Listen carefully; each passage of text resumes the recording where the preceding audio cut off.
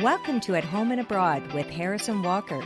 Join us each week as we explore the far reaches of the globe in search of unique characters and stories to share. Reach beyond your front door as we uncover new perspectives, intriguing ideas, and lessons learned over time. Let's jump in. The words ghost town commonly conjure images of empty, narrow streets lined with wooden buildings. Dusty verandas support blackened, gaping windows, and if you wander far enough, you might come across a saloon or perhaps a general store. But abandoned villages are not just forgotten remnants of a mining boom. People flee their homes, sometimes overnight or over decades, when it no longer makes sense to stay. Ghost towns are left behind to the passage of time because of the ravages of war, natural disaster, or environmental destruction. But sometimes they can be revived and reconstructed, home again to new life. So let's cast off our assumptions and excavate the derelict, the deserted, and the desolate ghost town. So I have never visited a ghost town, Harris. In fact, I thought that they were only the stuff of Scooby-Doo episodes. Oh, I loved those Scooby-Doo episodes, those and the haunted house ones. But I have hit a few ghost towns in my day. Some were more remarkable than others. Well, I'm intrigued by the idea of it, but I think if the opportunity presented itself, I might be a little freaked out. I think I could drive through, but I think wandering around the empty buildings might creep me out a bit. Well, I have a little surprise road trip for you this summer, Walker. Oh, no. Yep. I'm scared, Harris. Yeah, you're going to have to wait and see. Oh, no. I was surprised to find out, though, that we have quite a few ghost towns in Canada and some in Ontario as well. Yep, we do. Certainly a lot more than I expected, actually. Frankly, I've never happened upon a ghost town, so I just assumed that even if they weren't entirely fiction, they likely didn't exist near me. Right. In fact, according to the Ontario Ghost Town website, as of 2019, over 200 ghost towns were identified, including some with minor populations. So how is a ghost town if it has a minor population? Right. I was thinking actually the same thing. I came across a few definitions of a ghost town. I think the most commonly understood definition is an abandoned village, town, or city, usually one that contains substantial visible remaining buildings and infrastructure, such as roads. However, some say that a ghost town could also be a town with few or no remaining inhabitants. Others are more vague, meaning a town which used to be busy and wealthy, but is now poor and deserted. Okay. Some definitions even include a reason for the abandonment. For instance, a once flourishing town wholly or nearly deserted, usually as a result of the exhaustion of some natural resource. Wow, that's interesting. I didn't know there were so many definitions for a ghost town. Actually, my son and I were driving to Ottawa in March. Okay. And we were so excited to see that there was a ghost town on our route. So we were planning to stop and visit. But when we passed through, there were actually two fully lived in houses, cars in the driveway, smoke coming out of the chimneys. There were no derelict buildings whatsoever. Apparently, there were some foundations you could maybe try and find under the snow. But anyway, we were quite disappointed, but we still laugh about it today. Well, maybe all but those two left. Right. Often populations of towns dwindle because of a lack of local employment. Either a natural resource dried up or a factory closed or something made the place unlivable. Right, like Love Canal, New York. Do you remember that, Walker? I do. That town was impacted so terribly and tragically by a local chemical waste dump in the 1970s. So I think there are actually a few people living there now, Harris, but it wasn't even safe to visit, in my opinion, way back when. No. The majority of ghost towns that I came across, though, were fishing villages that suffered during hard economic times or mining towns that were mined dry. Right. A lot of those empty outport villages in Newfoundland. No work, no livelihood, no residents. Right. Bannock in Beaverhead County, Montana, which was the capital of Montana for a short while, was founded in 1862. The population declined after the easily accessible ore had been mined in 1870. By 1940, the town had been abandoned. And another example, like Bodie in Mono County, California, is one of the oldest ghost towns in the United States, established in 1859. After gold was discovered, the area experienced a boom in the 1870s, but it was downhill from there and eventually abandoned in 1942. So that took some time, like 70 plus years.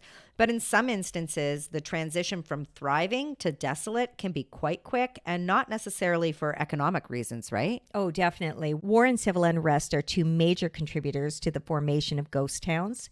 In the 1970s, the Varosha section of Famagusta in Cyprus was a major global tourist destination, drawing top shelf celebrities. But when Turkey invaded Cyprus in 1974 and the Greek and Turkish conflict began, 15,000 inhabitants were forced to leave. And they left Harris in such a hurry that they left behind valuables. Oh, It is my understanding that since 2020, a small portion of Varosha can be explored. The rest is fenced off and out of bounds to everyone except primarily the military. And according to an article on the history website, 6 Famous Ghost Towns and Abandoned Cities, it's described as a crumbling ghost town with trees growing out of the floors of restaurants and homes. And bell-bottom pants Harris you can see hanging in the store windows, and 1974-era cars still parked in car dealerships. wow. That's kind of cool, eh? It would be really odd but neat to witness that site frozen in time. I agree. Natural disasters as well can create conditions for a ghost town. One of the best examples of this is Krakow, located in southern Italy. Krakow is an old town which dated to the 8th century BC. At one time, it had a university, churches, even a watchtower and a monastery. It was quite a dense town, though, and prone to landslides, flooding, and earthquakes. And to look at the photos, it's really surprising, actually. All the buildings are built on top of one another. Oh, Yeah, wow. it's really, really dense. Really quite attractive, but it's not surprising that it suffered over time. Right. That sounds like it would be dangerous, though. It does. Many of the people fled that volatile area and emigrated either to nearby towns or to the U.S. And today, the city is locked and can be toured only with a guide. 35 visitors are admitted at a time, and you must wear a hard hat because of falling debris. That sounds fascinating. I think I might have to look into having a little visit. Well, there you go. Krakow has even been used for the backdrop of movies like The Passion of the Christ and also Quantum of Solace. That doesn't surprise me. There aren't too many places on earth that can give that ghost town vibe, except for ghost towns.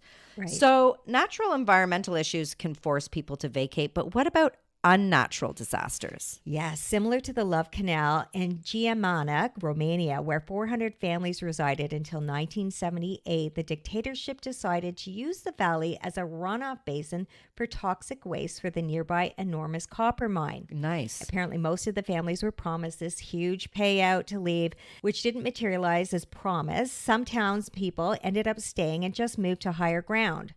Perhaps not a great decision, however. Giamana has been called one of Europe's worst ecological disasters, Harris. Ugh. Apparently, a poisonous lake is growing in bows of very unnatural colors, red, orange, and sometimes turquoise. Not what Oh, you want to boy. see in a lake. No. And if you go online, you can see some of these images. They are really quite shocking. That's the expected result of heavy metal pollutants poisoning the soil and groundwater. That's so sad when that's your home. Your description of the lake actually reminds me of the natural luminescent ponds in Dalal, Ethiopia. These salt-covered pools are filled with hot acidic water, which emits toxic gases. Sounds lovely. Dalal is referred to as the gateway to hell. Didn't we cover the gateway to hell in Ireland already? Yes, in Rathcron. This is another gateway to hell. Ireland's going to have to take it up with Ethiopia to see where it really exists. Well, the reason it's called the gateway to hell is because not only does it offer these lovely water bodies, it's also considered the hottest place on earth with a daily average high of 105-degree temperatures and 60% humidity. Holy smokes. That's hot. That is hot. In fact, Dalal is considered a ghost town now because it is no longer inhabited full time. Although I can't really imagine why it was ever inhabited. Apparently, there were mining operations there some decades ago. But it is possible to visit, but you will need to travel by camel and hire a guide. Well, we can't have this conversation without talking about one of the most notorious ghost towns on the planet today. I'm talking about Pripyat, the city located near Chernobyl, where the nuclear power plant employees lived and worked. Yeah, I remember the Chernobyl disaster. Do you, Walker? I do. It was so terrifying for everyone on the planet, but especially for the people who lived there, and particularly for those who worked in the plant that day. Well, for those of our listeners who aren't familiar with this event, on April 26th, 1986, the Chernobyl nuclear plant experienced a meltdown, which released roughly 400 times more radioactivity into the environment than the atomic bomb that was dropped on Hiroshima. The radiation spread rapidly around the world. Just for context, Harris, the meltdown occurred at 1 a.m. on April 26, and just 2 days later, the particles were detected as far away as Sweden. Yeah, a fast and very tragic toxic disaster. As I said, not just for the residents of Pripyat, but for the world. Right, it was. And did you know that in recent years, though, Chernobyl and the nearby city have been tourist destinations? I did know this. Dark tourists love that kind of thing. But is it safe to visit, Walker? Well, according to Responsible Travel, Chernobyl is generally considered safe to visit. There are still many radioactive hotspots to avoid, especially within the tighter 10-kilometer exclusion zone.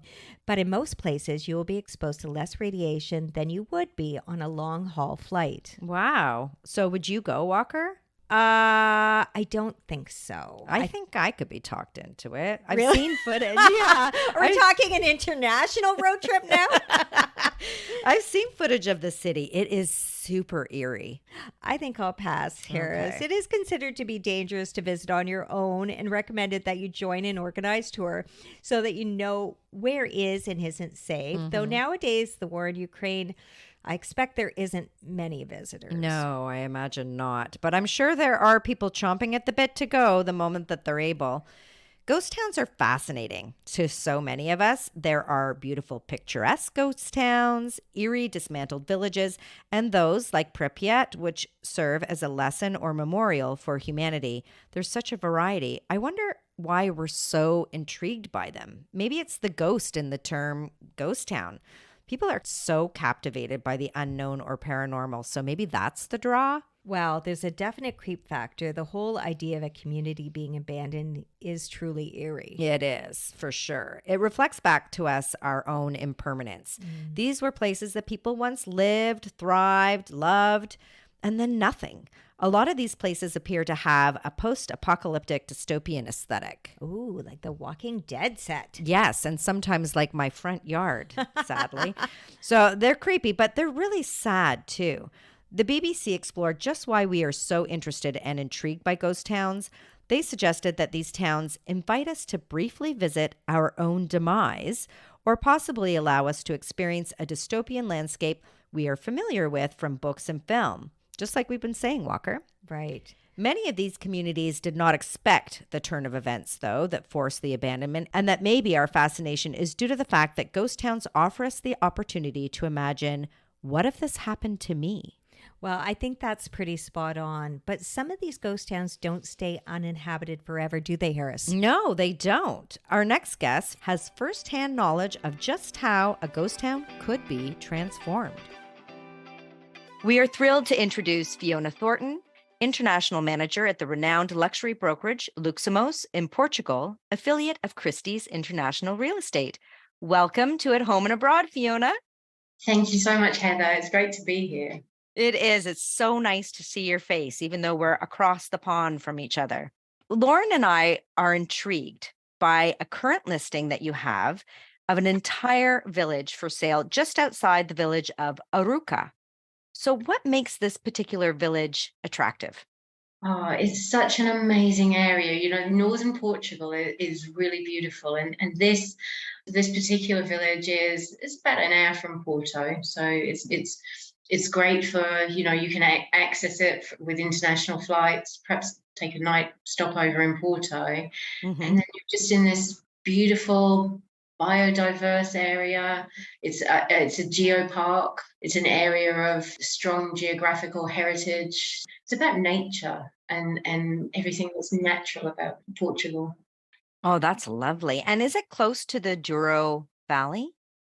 Yes, it's not too far away from the Douro Valley. It's closer. So the Paiva River is more local, and there are wonderful walkways along there. They've built these raised wooden walkways so people can do hikes, they can do cycling in the area, mountain biking, and they're not having an impact on the ground. Oh, that's lovely. That is lovely. There's even some very scary bridges. So they have the longest, or one of the longest in the world, a pedestrian suspension bridge. Oh, I'm not sure I'm game for that, Fiona. No, because it's built as a metal frame, so you can see straight down. It's Oh my gosh. Well, maybe some of our listeners are keen, but I might just go for the raised walkways and use my own 2 feet on the solid ground. So, how often do properties of this nature, because I understand it's a full village, how often do they come to market? And is there a commonality that these kinds of properties share when it comes to why people actually left? Yeah, so they're quite a rarity. In the last 4 years, we had one in the Algarve about 3 years ago, a similar size, because this property is spread over 10 hectares. There are 11 houses there, and in times gone by, 14 families used to live there. Okay. But what's happened is, as education became quite important and people started to go to college and university further away from home, and then for work, people just naturally started to move out of little villages like that. Right. Times are changing, and the things that were important then are becoming important again now in Yes. the circle. Right. uh, We're seeing more people becoming more interested in a more natural, rural based lifestyle as opposed to flocking to the cities for employment. yeah, absolutely. So I mean, this particular village would be, I would recommend it somebody that was looking at an ecotourism project, Oh, because that kind of thing is in really high demand. Down in the Algarve, we have, there are definitely little projects now that focus more on the natural side of things, and our blue skies and the wonderful plants. In this area in the north, the landscape is covered with pines, different kinds of pines and oaks and wild herbs everywhere. So you just have this beautiful color and smell, and it depends what time of year you go out, but the spring flowers are amazing. it is absolutely stunningly gorgeous. I've only been to Portugal once, and I was really amazed by the diversity of the landscape as you do go from the north to the south. It's very different. So, anybody who's just been to the south or just been to the north, I encourage you to go back and revisit because it can be quite different. Even from the coast to the interior, there's a lot of beauty there. There's a road that runs almost north to south called the N2, and it's a little bit of a tourist attraction in the same way that Route 66 is in the US, and Oh, so you have these wonderful historic hotels to stay in on your way either up or down the country, and there's a big focus on local gastronomy and industry, and the things that the local villages make. And so Aruca is very close to this road, so you could sort of integrate that in a grand tour of Portugal and just get to know all of our, the wonderful forests that we have. yeah. And that kind of connects too to what you mentioned before about this village would be excellent for an ecotourism venture. So, in your experience, and I know that these properties, as you say, are a rarity, what kinds of clients are interested in purchasing an entire unoccupied village? Is there a lot of work involved? What's involved there?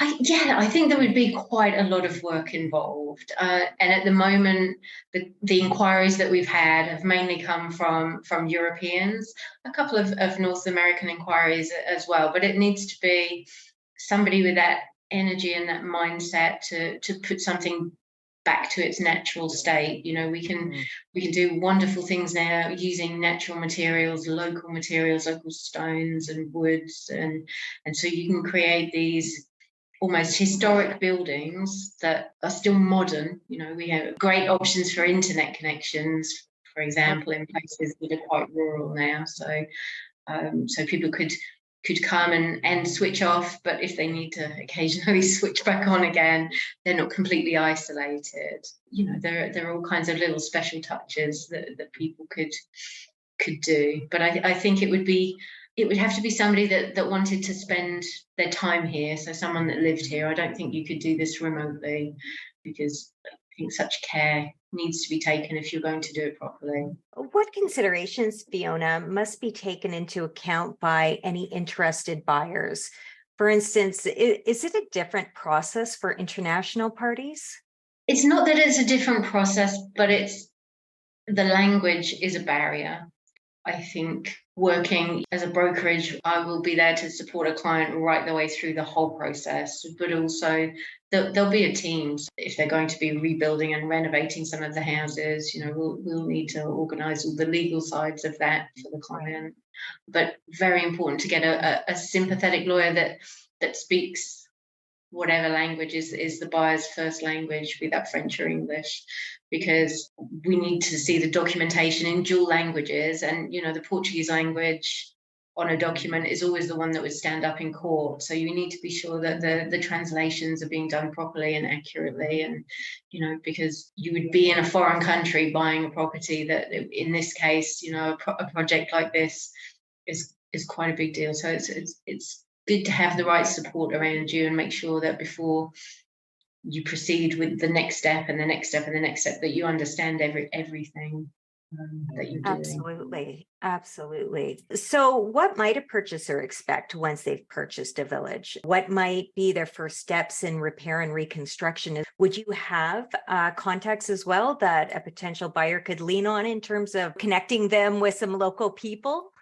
Yes, definitely. We can connect them with local people. But one thing that I was sort of thinking about earlier, there's a valley it's about 150 kilometers away from this village, but they've been busily rewilding the area. And so taking out a lot of the man-made things that prevent spreading and introducing some of the indigenous species back to the area. And I would say, be great to contact them and just sort of talk about how perhaps you could integrate that into the project. And because I think rewilding is becoming in Europe so important, when people are planting the wrong trees and doing the wrong things, it leaves us vulnerable to things like fires. The indigenous trees of that area don't burn easily. Mm-hmm. But something like eucalyptus, which was introduced, it does. The nature that we have is beautiful. So it's important that we respect what should be there. Right. And it makes sense. I mean, it's not a regular project or a regular property purchase. So do your planning, take it slowly, and take it step by step if it's going to be a long-term investment for you.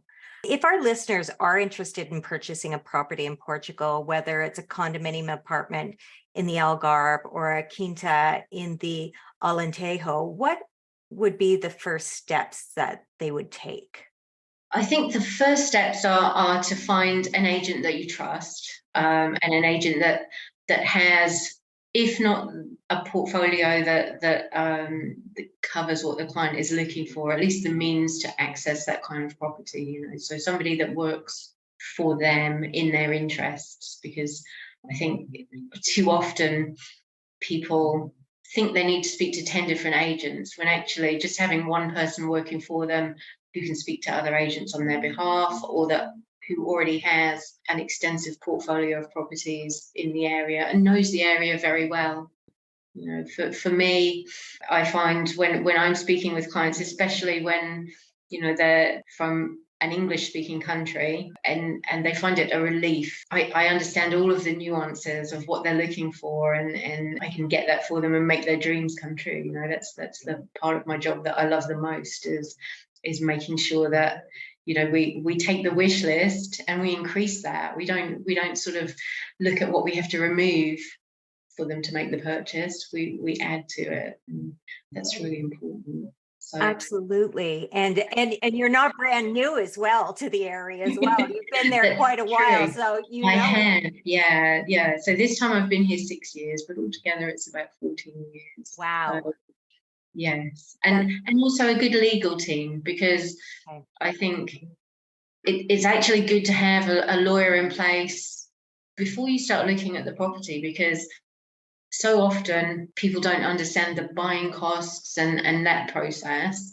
And although I remain involved in that, and here in our offices in the Algarve, we actually have somebody that will support them on the legal side along with their lawyer. But everybody needs an independent lawyer to go ahead with a purchase. And so it's good to at least have done a video call with them before they arrive. Oh, that's a really good idea. Absolutely. Before they actually start looking around, et cetera, or getting too deep into a property. It's always good to have that extra hand to hold. And it's a little different there in Portugal than it is over here in Canada. Yes, I think construction in Canada probably is a lot faster than it is here. If you're talking about a house, it can be 18 months to 2 years, and that's not including the licensing part of the process. Good to know. Well, this actual property, it reminds me of one a family friend had when we were talking about the eco potential here. We actually had a family friend that had a piece of property, and it became like a family compound, which one child of each family member had a home on the property. And I see so much potential in that as well. Yes, for anybody with a large family, I mean, it could just be the best holiday village in the world for them. Everybody has their own house and all the wonderful memories that they would make. Absolutely. Well, thank you so much for chatting with us today, Fiona. It was a pleasure speaking with you. If you'd like to learn more about this property in Arouca, you can find a link to the listing in our show notes, or you can contact Fiona directly at www.luximos.pt. Thanks so much, Fiona. Thank you, Lauren.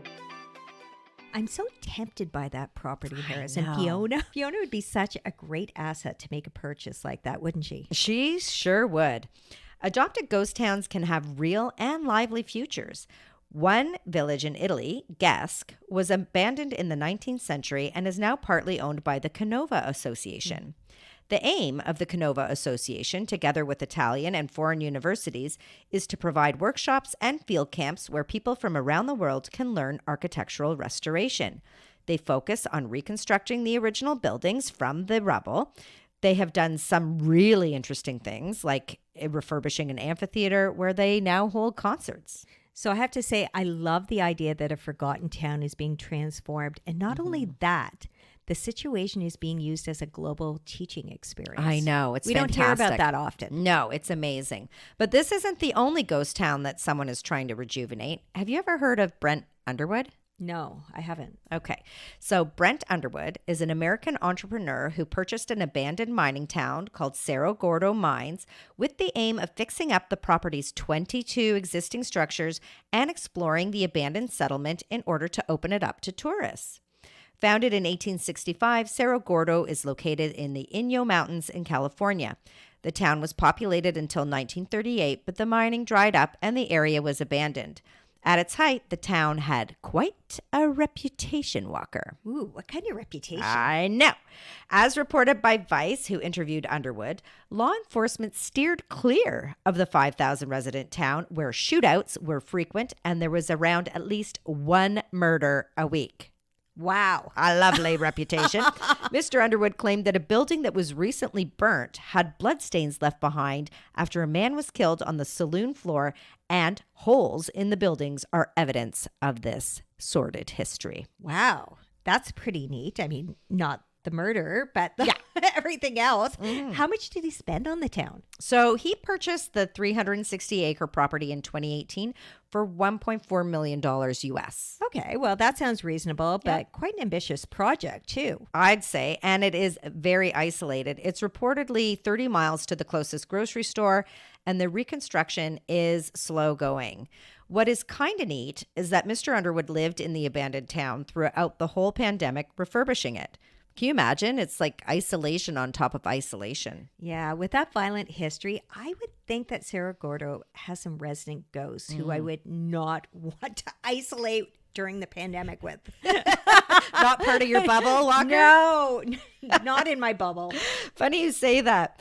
Brent Underwood does say that his experience at Cerro Gordo has made him believe in ghostly beings. Ha! thought so. So what's been his experience? He's claimed that a light in one of the buildings turns on by itself. Nice. He's seen some, I know, he's seen some items move around too on their own. So sensibly, he doesn't stay in any of the buildings that are thought to be haunted. Paranormal investigators have confirmed that there are ghosts on site. Okay, so no overnights for me there, Harris. Do all ghost towns live up to their spooky name, though? No, not all, but I did come across quite a few that are said to be haunted. Like? Well, there is the Isla de las Muñecas in Mexico, also known as the Island of the Dolls. Okay, so I actually like dolls, but it's a frightening name to begin with, though. Yeah, and I don't like dolls, and it totally creeps me out. On this island, on Teshuilo Lake, there are hundreds of decaying hanging dolls, which were all hung by Don Julian Santana. Apparently, in the 1950s, Santana found a drowned girl and hung the dolls up in remembrance of the dead girl. Okay, this is a very macabre memorial. I have to say the decaying bit doesn't help. Ugh, it's super creepy. But get this, Santana drowned in the lake in 2001, and the dolls are said to be haunted by him and the girl. Of course they are. I just got chills. Me too. It's super creepy. And here's another scary one for you, Walker. Okay. When in Dubai, if you want to experience not just a ghost town, but one with supernatural connections, you can visit the village of Al Madam, which is just an hour outside of Dubai. Al Madam consists of 2 rows of houses and a mosque. The inhabitants left in a hurry, leaving all of their possessions behind and their doors open. So in a big rush. There are a few sensible theories behind the rapid evacuation, like sandstorms and that kind of thing. But one theory claims that the residents left because an evil jinn named Dawais with cat eyes and machetes for hands haunts the village. Oh, I don't like the image that calls up. Me neither. Very Edward Scissorhands. Yes. Very, very scary. I hear that even Pripyat has a ghost. Oh, really? Yeah, apparently a nuclear physicist could hear someone screaming to be rescued inside the power station, and random things turn on and lights turn off. Well, being the site of such devastation, it doesn't surprise me that anguished spirits might linger there. But I do have one more for you, Walker. Okay, so where are we going now, Harris? Sometimes I feel like our podcast is a little like Where's Waldo? Where in the world are Harrison Walker now? I love it. Now you've got me thinking of bobblehead figurines with us in toques. Ah, very Canadian. Very Harris. Canadian. Everyone should know their roots, Walker. I'm taking the tale back to North America now. It's St. Elmo, Colorado was once a mining town and home to 2,000 people. It wasn't a huge place, but by 1930, there were only 7 residents left who ran the hotel and the general store. Okay, 2 very important services. Right. But listen to this. St. Elmo, one of the best preserved ghost towns in Colorado, is also said to be one of the state's most haunted places. It was the ghost of Annabelle, daughter of Anna and Anton Stark, who ran the local hotel, among other businesses in town. Despite the town's population dwindling to almost nothing over the decades, Annabelle and her brother stuck it out in the hotel without electricity or running water as the town crumbled about their ears. Apparently, they were also filthy and never bathed, which might have something to do with the lack of running water. It was said that they were eventually removed to a mental institution for their safety, and Annabelle died shortly after her release. Strange things have been reported at this hotel site. Doors slamming, figures in the window, and even old Annabelle has been spotted walking around protecting her property. I wonder what possessed the 2 Stark children to stay on, even if the town was decaying around them. I don't know. Maybe that's all they know. Right. But these ghost towns do deteriorate without the care and attention of their human inhabitants rather drastically. Mm-hmm. One of the most beautiful abandoned towns is located in Turkey, overlooking a bay on the one side of the village and a valley on the other. Kayakoy was emptied in 1923 as a result of a population exchange between Greece and Turkey. The area now comprises of 350 abandoned homes and 2 churches, all of which have suffered due to the harsh weather. Kayakoy has been adopted by UNESCO as a World Friendship and Peace Village. I've seen images of this village, and it really looks like a nice place and an interesting place to wander. It does. There's also a private museum there too. So if you're interested in dropping by there, Harris, be sure to stop in. Okay, noted. It's amazing how quickly Mother Earth reclaims what's hers, though, isn't it? Mm-hmm. We build these cities, towns, and villages and think they're permanent, but in no time at all, Mother Nature takes over once again. That's right. Like Hutuan Village, which Life magazine called the Emerald City. Hutuan Village on the island of Xingshan, 64 kilometers east of Shanghai, was once a fishing village of 3,000 people. Originally built in the 1950s, the village was abandoned by most of its residents in the 1990s, but since then, the entire village has been completely covered in vines. It's become a favorite tourist destination on account of its natural beauty, but it can be a little tricky to get to. There are a few people who still live there who make their livelihoods as tour guides, charging admission fees and selling water to those determined tourists who do find their way. Well, that makes sense. It's important not to let these towns and villages just crumble into obscurity, though, isn't it? Mm-hmm. So many have historical importance. Some are even identified as UNESCO World Heritage Sites. Mm-hmm. One of the coolest historical abandoned places I've visited was an island off the coast of Crete called Spinalonga. Mm-hmm. Spinalonga was a leper colony in the early 1900s and was actually one of the last active leper colonies in the world. This beautiful little island's inhabitants formed their own community with a theater, cinema, they had whitewashed homes, and wandering the streets there, you could really feel the life it once held.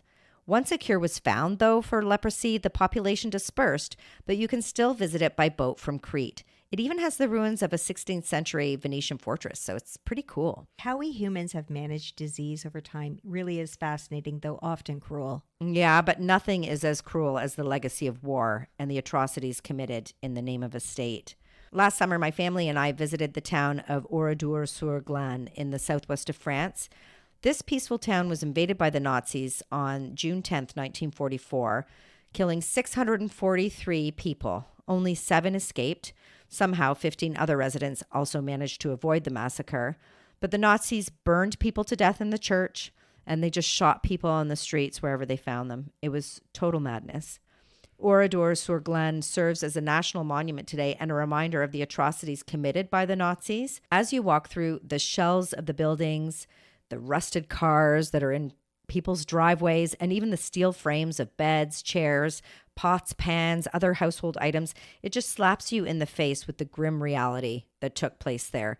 It's really an important pilgrimage to make.